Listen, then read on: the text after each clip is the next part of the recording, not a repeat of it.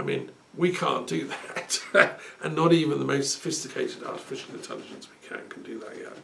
But the faith of the Sufis, the faith of the people of faith, is that there is an intelligence that can do that. Now, we can't access that in full because it would blow our minds. You can catch glimpses of it, say on psychedelics or fasting or doing deep meditation or prayer. You can catch little glimpses of that. And that can almost blow your mind. But to try and download the fullness of that subtlety is more than most humans can cope with. We have reports of people who tried. Arjuna tried when he said to Krishna, an incarnation of Vishnu, the Absolute, "Show me your true self." And Vishnu warned him, said, "No, you don't want to see that." And Arjuna said, "No, go on, show me." And then, and this magical moment in the Mahabharata, in the Bhagavad Gita, Vishnu reveals himself as the entire universe. Like every star, every galaxy, every planet, every thought, every blade of grass. And Arjuna just, "No, it's too much, I can't cope. Go back to your normal self. Just go on pretending, you're just a normal, guru." And we also have a similar experience in the story of Moses, who asked to see God face to face and was told, "No, you don't want to do that. You don't want to see God face to face." Because it's the same problem. It would be an enormous, overwhelming download. So Moses, they worked out a deal whereby you could just see the passing image, the shadow of the back of God. And even that was mind-blowing and turned his hair white. And he came down from the mountain, totally changed person. I think that story masks a kind of a real series of events that a priest, a sage, Moses, who had been raised in Egyptian wisdom, in the wisdom of Amun and Khonsu and all the other deities, including Yahweh, who was their name for the moon god. I think he had certain spiritual experiences which, overwhelmed him, and that's what gave great force to his urgency of setting up a priestly nation, which I hope, that all those of my friends in Israel will continue on the project. But there was no idea ever of a sort of racism, we're the best nation, we're the only nation. No, we were an assemblage of people from all over who got swept up in the Egyptian slavery system and then decided, enough, let's go back and create our own place. And that's, so yes, if you want, and that's where the Kabbalah comes from, which is a very subtle system of trying to access that overwhelming subtlety of existence that is embodied in Latif, the subtle one. And that exists on all levels of one's being, not just physical, but emotional, spiritual. And I mean, I've often wondered, what is the body that we take through into our next existence as consciousness when we die? What is that? Well, they call it the subtle body, or the okima, or the esoteric body, the subtle body. So that is also in the hands of Latif. And right now, as I'm speaking, thousands of people on the planet are dying and exploring their subtle body and kind of, wow, I'm still conscious. I would love these things to become established sciences. I'd love to see transpersonal knowledge become more mainstream so that all the faiths of humanity can work together scientifically to understand what's going on and to prepare for the the good news actually of resurrection, which happens to each of us after death. And it's not something to be afraid of, but it is something to be assured of, like learning to dive. If you don't learn properly, you get a belly flop and it hurts. So you need a good coach, good instructor on how to dive. And that's the same, I think, with dying. So that's Latif, one of the names of God. Right, which deity are we going to choose? That's a very good question to marry up.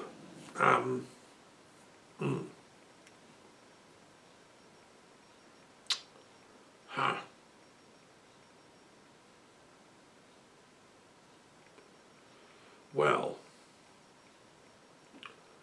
I think I've thought who it has to be, and this is the deity that is associated with the Consort of Air,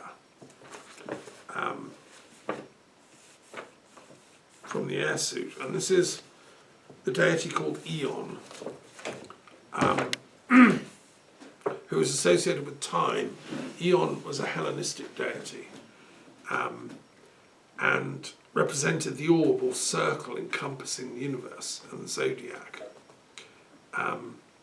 and therefore represents time in its qualitative form, all of time, in its unfolding of meaning. You see, time isn't just a sort of, I think the mistake of physics is to think of time as a kind of a thing that just can be measured, and no, it's a flow, it's a process which has a qualitative meaning. Some times are meaningful, profound, like the first time you see your wife or consort, the first time your eyes meet across a bar or dance hall, that's the one. That's a time which is unique. The time when you watch your children being born, or the time when you watch your mother dying, whatever, these are qualitatively powerful times. Aeon is the lord of them all. And the time when you finally hear a politician tell the truth. I mean, it hardly ever happens, but it's beginning to happen a bit more in Britain as the Liberal Democrats are finally coming back into the fore as a political force, because they're the only party, it seems, that have been telling the truth ever since the early 19th century, when they were formed as a liberal movement, trying to advance workers' rights and human rights and women's rights, and and maintain ethics and probity in commercial dealings and so on, like the Quaker bankers. So Aeon, in a sense, is the god of these long cycles of time. Things don't work out immediately. I mean, Putin looks like he's ruling, the world at the moment, but his time will come. Aeon will see to it. He will fall, just as Prigozhin and others, and the nasty, nasty people he's gathered around him will fall, because Aeon is very subtle in his movements, and many people don't even know exists, because he was actually a deity that only real classical scholars and Hellenistic sages knew about. He was written about by Marcianus Capella in the 5th century AD, a latter-day pagan who wrote about Aeon. Carl Jung, a great psychologist, wrote a whole book about Aeon because he realised how important he was. Because Jung was interested in how we go through these cycles of archetypes in our lives, and he realised that Aeon, there's got to be something in charge of all this. There's got to be some sort of overarching grand central station of archetype formation, and that is what Aeon effectively is. And archaeological discoveries have been made showing that Aeon was honoured around the classical world, in Cyprus and even in what is now Israel. It also means a period of time or an age, and Aeon is like a very long time. So Aeon is the god of very long cycles of time, who's in charge of happy endings, making it come out right. So even though people in our lives seem to, disappear, die, vanish, you never hear from them again, Aeon is the one that clocks everything, and one day they will come back into our lives, maybe not in this incarnation, but everything good that we've ever done, everything of kindness or justice or truth, like seeds, we plant them and they do come back, they live on. And Aeon is in charge of that. He's the gardener of virtue from age to age. And so, Aeon is the consort of the king of air. And I even speculate in the Tarot of the Gods that he would be the deity of advanced relativity theory, because of course Einstein pointed out that time and space are sort of fluid concepts, that time and space are the same thing seen from different angles, which means that Aeon is the god not just of time but even of space. And I think the best way to think of that is in terms of the wave formations behind existence. Everything in reality is a waveform. We know that light is a waveform. Sound that I'm using to explain things is a waveform. X-rays work in waveforms. Cosmic rays, the same. Radio waves are waveforms. And it all depends on the size of the speed of the waveform, what structure it takes. I think that's an example of how reality is shaped through time and space, and I think Aeon is the lord of the waves, if you think of it like that, trying to make things come out right. And that applies even to the micro levels of our inner cells, which are made up. The human body is essentially a waveform. Energy is like frozen waves, and in our cells there are countless little mini waveforms which are frozen. Aeon's in charge of all that. He's organising it. Don't ask me how he does it, because I'm merely a philosopher. I'm not a god. But you know, I'm aware that this is a very complex operation that Aeon is doing, and it's worthy of him being ranked as Al-Latif in the Arabic system, because this subtle deity, which the Greco-Roman magicians and esoterics called Aeon, and Jungians do the same, is so sophisticated that it can organise everything from the tiniest little cells, innermost structures, up to the mega galaxies and the shapes of the universe. That's pretty subtle, I think. So let's say Al-Latif and Aeon belong together. Thank you very much. Super. Okay, we'll do one more. Let's start with the god this time.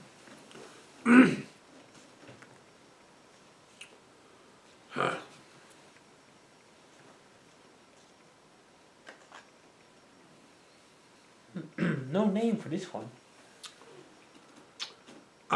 It's on the bottom, you can hardly see it. It's Servan. Servan. Okay, Mazda. Ahura Mazda, is it? Okay, it's Ahura Mazda. Oh, right. Well, Ahura Mazda is a pretty cool deity, as they all are, and is number 20 in the Tarot Major Arcana, Judgement or Rebirth. Ahura Mazda was the chief deity according to Zoroaster, one of the first prophets known to history, a very profound seer, who was from Balkh in what is northern Afghanistan, and whose influence spread into the Persian Empire and became the chief deity of the Persian Empire for a very long time, about 1,000 years. He is quite an amazing deity. The word Ahura Mazda means the Lord of Light and the Lord of Wisdom. Ahura being Lord, Mazda is wisdom, and related to the word man or thinking, manas. So he's the Lord of all insight, all wisdom, all light-filled moments, aha moments, downloads of truth. And he gathers therefore all the saints of history to work for him and with him. He's on the side of justice and righteousness. Ahura Mazda, Zoroaster lived in obviously a pre-scientific age, a difficult time. His culture was under attack from wandering nomads, kind of Putinists were attacking them, as it were. And he could only explain this, that there must be some dark force that is constantly trying to bring down Ahura Mazda's creation. And so Zoroaster was sent with a mission to save mankind from the dark forces and to awaken the illuminated souls that are out there who can hear the voice of Ahura Mazda calling. And Zoroaster was a very pious man. We wouldn't probably call him an intellectual. He wasn't, there was no such thing as higher education in the part of the world he came from. But there was a deep, profound piety in his soul and a real quick and living intelligence. We know about him from the gathas or hymns that have come down. which have been preserved by pious Zoroastrian priests ever since. I've met many Zoroastrians over the years. I've been to the Zoroastrian temple in Hampstead, and you know, met people from there. One of my friends, Homi Gandhi, has been influential in running the Zoroastrian community of North America for many years, and is on the board of the World Conference on Religion and Peace, now renamed Religions for Peace, which I was Secretary General for 10 years in Britain. So through that I've met many Zoroastrians. I have great respect for them. They also, in their temples, they light a permanent fire which is kept burning day in and day out, and has never been allowed to go out. Some of the temples of Zoroastrians have fires that have been burning for 900 years in northern India, which is pretty amazing. I mean, I like fires, I burn candles. Christians like to burn candles in churches, but the Zoroastrians are the masters of the flame, and they believe that that flame symbolises Ahura Mazda, which brings judgment and a calling to righteousness for humanity, which is really just a calling to find your true self. The Zoroastrians believed, and Zoroaster himself left teaching that, yes, he'd given a tremendous boost to defeat the forces of darkness and evil, but they were still around. There are devils on this planet, there are negative forces, there are, you know, tempters and ignorant people, and also there are demonic forces in the occult realms that are ignorant. And Zoroaster said, I've done my best to defeat them, but you know, they're still around, I haven't got them all. But there will come another person, eventually a prophet, who will succeed to finish this job off. And he called him the Saoshant. The Saoshant would come, Zoroaster predicted, and finally defeat the forces of evil, Ahriman, and usher in an age of light and truth and righteousness. And the Persians looked forward to this time when the Saoshant would come. It was in their sacred texts. They got a bit confused about how it was going to come. And I think one of the problems with Persian imperial militarism was that they thought that if they just conquered these people, like the Greeks or whatever, it would hasten the victory of the Saoshant. Well, that was an ethical error that they made, which the Greek forces that defeated them at Salamis and Thermopylae and elsewhere, you know, were not falling for. I would have, if I'd have been Xerxes, I wouldn't have sent an army to attack the Greeks. I would have sent some Magi, sages, the Magi with the priests of Zoroaster, and talk to the Greeks and work out a sort of metaphysical peace treaty. Can we have some understanding of the Saoshant as a sort of shared cosmic consciousness that we can all elevate ourselves to? And I think Plato and the schools, mystery schools of Eleusis would have said, now you're talking, you know, but don't send your armies here to impose your emperor as the Saoshant in the sky, because we'll fight him off. That conversation should have been had then, it wasn't. And it trickled through into the idea of, in Judaism, the Jews were influenced by the Zoroastrians, and Darius, the great emperor of the Persians, actually let the Jews free from Babylon when he conquered it, and let them free to go back to Jerusalem and set up their temple. And the whole of modern Judaism was shaped by Darius's interfaith generosity, actually.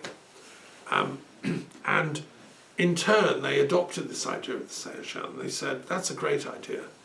Let's take that idea and we'll call him the Messiah. We're going to have a Messiah who will be our Saviour King, and he'll rout all our enemies. Unfortunately, that was a sort of, I think, a misunderstanding of the Saoshant, because the Saoshant in Zoroastrianism isn't just for any one tribe, it's not for any one people or one race, it's for the whole planet. There are good people scattered throughout the planet, whether in China or Tibet or, you know, Denmark or Greenland or Canada, who need strengthening and supporting. The Saoshant's for all of them. And will, by harnessing that latent righteousness and goodness within us all, will then activate, let's say, the grid lines of morality, so that darkness, evil and ignorance are defeated. Okay, so the young Christ, this is where the story gets really interesting, obviously knew all this story. He was taught somewhere, we don't know how, this plot line. And a bit of a giveaway is that 3 Magi come to him as a baby to honour his parents. Now, I've met people that say that his parents didn't come together randomly. They were sort of chosen to give birth to the Seershant. Because the word Messiah, or Christ, is the exact translation of Seershant. And so many people at that time and subsequently believed that Christ, in his mission of being the non-violent embodiment of righteousness, was taking on that role as Seershant. And if you study it and look at the evidence, I think there's a lot of evidence that must have inspired his own thinking to a large extent. I think he also spent time studying in Egypt. He was learned in many initiatory traditions, but that core faith of the Seershant's mission was at the heart of what he was doing. And esoteric Christians have always known that, I think. We honour that. I believe St. Paul, in my tarot card of Mithras, I believe I've given away the secrets of St. Paul, because I think he was an initiator of Mithras. And Mithras was the warrior-in-chief who fights for Ahura Mazda to make sure that he wins in the coming cosmic battle against evil. And Mithras had become very, very popular in Tarsus, where St. Paul was from, at exactly the time he was alive. And everything that Paul says in his letters is Mithraic initiatory imagery. I believe I'm the first scholar to have pointed this out. I don't know where all my colleagues are. They seem to have been asleep. But also the giveaway is that the Pope with his tiara, that's a Mithraic initiatory symbol. December 25th, Jesus' birthday, that was Mithras's birthday. Biggest religion, underground, esoteric in Rome before Christianity, Mithraism. Okay, so that's why I think, they accepted Christianity. They said, that's fine, yeah, Mithras came to Earth. We get it. Which was their way of saying Ahura Mazda had come to Earth. So, this is awfully fascinating stuff, and I'd love to go on more and talk about Freemasonry and Chevalier Ramsay, the great Freemason in France, who was called by his wife, Marie, Mon cher Zoroastre, like a real term of affection.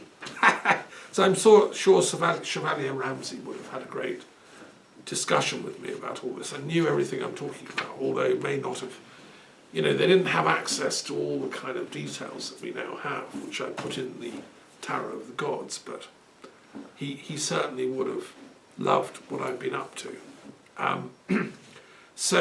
And his discourse on Freemasons, which he gave at Saint-Germain in France in 1737, set the kind of the benchmark for what Freemasonry should stand for. Here's a quote: "The obligations imposed on you by the order are to protect your brothers by your authority, to enlighten them by your knowledge, to edify them by your virtues, to suffer them in their necessities, to unite all men of enlightened minds, gentle manners, and agreeable wit, not only by a love for the fine arts, but much more by the grand principles of virtue, science, and religion, where the interests of the fraternity shall become those of the whole human race, whence all nations shall be enabled to draw useful knowledge, and whence the subjects of all kingdoms shall learn to cherish one another without renouncing their own country." That's a sort of pretty cosmic vision of what Freemasonry is about. And Ramsay, who was Scottish, by the way, and came here to live in France, as I did, he realised that that's what they're supposed to be doing, like this universalism, which is implicit in the idea of Ahura Mazda.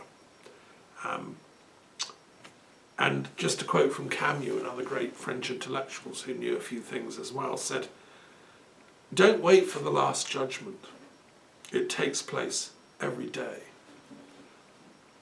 He was another great follower of, Ahura Mazda in his own way. who did a PhD on Christian Neoplatonism, by the way.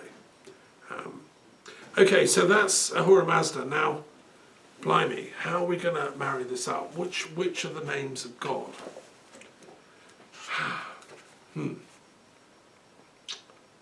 Yes. Well, I'm going to have to go for Al-Ali, the highest, because for many reasons. Allah is Al-Ali because he is the highest one. He is actually, all that I said about Ahura Mazda is embodied in Al-Ali. He is higher even than the whole of the created universe. And it doesn't mean higher in the sense of like being up on Mount Everest. It doesn't mean that. It means higher in the sense of spiritual vibrational intensity levels. So Isaac Luria said God actually exists within matter, but at the highest level of vibration so that we can't measure or see it. So behind all these waves, something's got to be waving, is the way I think of it. Science hasn't yet measured the thing that's doing the waving. That's the Al-Ali, which is the energy behind energy, and which is the place that, Einstein sort of intuitively realised this, where time and space all emanate from. And if you think about it, in the atomic bomb, a few grams of uranium created the horrible atomic bombs that we used in warfare, but can be used in peacefare as well. So much energy is involved in tiny bits of matter. So the energy behind the universe is just stupendous. And that is Al-Ali. So he's higher than the unimaginable heights. You can go, as in the story of, the column of fire that is Shiva, you can go up to the top of the universe and still not find its end. You can go to the bottom of the universe and not find its beginning. That's Al-Ali, because, top and bottom are just relative. You turn them upside down and it's the other way up. Which is why Heraclitus pointed out, the way up and the way down are the same, which is a beautiful saying by a great philosopher. So Al-Ali is also was the name of Muhammad's own personal close friend and cousin and son-in-law, Ali, who is the originator of the most profound branch of Islam, known as Shi'ism, and which became the religion of Persia. So all the people that used to follow Zoroastrianism, 99% of them converted to Shi'ism and still are faithful to that faith to this day, because they recognize in Ali and the wisdom behind the Quran, the wisdom behind Muhammad's revelations, and they went through the whole text in absolute fine detail.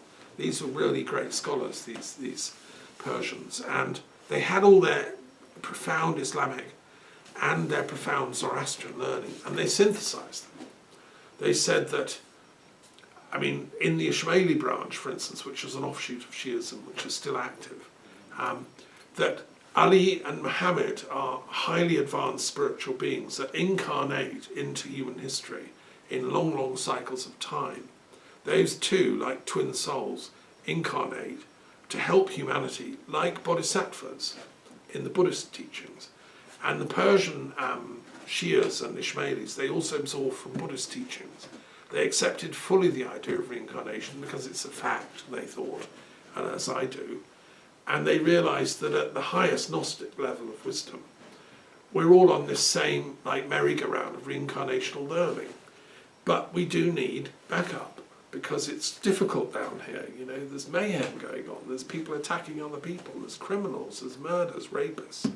And that's why Ahura Mazda, or Allah, sends Al-Ali from time to time to give us hope and to give us that Seoshantic buzz, if you want, which enables us to get out of the rut. And that came down through in Christ, it came down through in Muhammad and Ali. And the Ismailis also say that each prophet has like a twin that works with them, and a consort as well. So those cycles of Gnostic empowerment are very interesting to study. That's what I've proposed in my work of transpersonal history.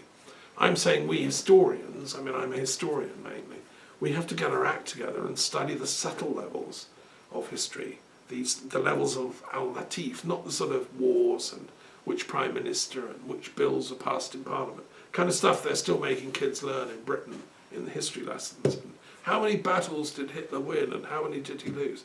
I mean, come on guys, get a break. That's not history, that's just padding used to stuff the walls of history so the house doesn't fall down. Real history is understanding the spiritual dynamics behind those events and looking for the forces of good and evil that are interwoven through time and space, and which are ultimately soul forces. And it's never absolutely simple, you know, nobody's absolutely black and white. Are you going to say Stalin was a better man than Hitler? I doubt it. I think, you know, in some ways and in other ways not. And historians need to study the inner side of their psychic lives. And what about Churchill? Did good things but also did bad things. And so if you study from the perspective of Al-Ali, you're looking from the highest possible level at events as they unfold and the cycles of time. And that's the place Ahura Mazda asks us to study from, which is the place of the goal we're all aiming towards, which is this Seoshantic enlightenment. That's why I taught a class last year with my friend Sachin Raja on enlightenments. What is the enlightenment potential within all these traditions? They all bring something to the party. Isn't it time to actualize that instead of going through yet more cycles of suffering? I had no idea that my dear Russian friends would be co-opted by a demonic leader like Putin and then actualized to go and kill and attack other wonderful Slavic people. I have dear friends who are Russians, dear friends who are Ukrainians. There's no way they should be killing each other. This is a demonic co-opting of the Russian folk soul, teaching it some kind of deluded nationalist racism. You know, it's really, it's the opposite of what Ahura Mazda wants for history, and that's very sad. But the good news is Al-Ali and Ahura Mazda are on the job. We are watching how this is panning out. And, you know, as humble servants of truth, our duty as philosophers, intellectuals, tarot readers, Sufis, you know, magicians, is to simply point out the truth, bear witness to it, and to honour the good, and to reread St. Paul maybe through the Mithraic lens. I know he's very unfashionable these days, but if you study my tarot card on Mithras, you'll understand where I'm coming from on that, and maybe forgive him for some of his, you know, rhetoric. Okay, so I think Al-Ali, the highest one, is a good marriage for Ahura Mazda. And may they work together for this Seoshantic liberation of the planet from evil. It's important. Yeah. Good, okay, well we'll stop there. Thank you so much. Thank you. And I hope people understand and resonate with what I'm sharing here. It's quite profound stuff.